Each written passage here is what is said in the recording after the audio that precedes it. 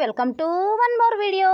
ఇక అమ్మవారి గద్దె దగ్గరికి అయితే వచ్చేసాం. ఎక్కువ జనాలు ఏం లేరు, మేమే 50 మంది దాకా వెళ్ళాం. మా జనాభా గురించి మీకు ఆల్రెడీ ముందే చెప్పాను కదా. ఇక తల్లినైతే చూడండి, ఎంత చిన్న గుడి. ఇక్కడ నిజంగా దేవుడు లేడని చెప్పేవారికి నమ్మేవారికి నిలవెత్తు నిదర్శనం తల్లి. సమ్మక్క తల్లి మొదటగా ఐలపురంలోనే పుట్టారటండి. అందుకే సమ్మక్క పుట్టుస్థలం ఐలపురం అని అంటారు. ఇక్కడ నుండే ఆ తల్లి మేడారం చూసొద్దామని వెళ్ళి అక్కడే దేవతగా కొలువు తీరిందట. నాకైతే మా అమ్మ చెప్పిన స్టోరీ ఇది. మీకేమైనా తెలిస్తే కామెంట్ ద్వారా చెప్పండి.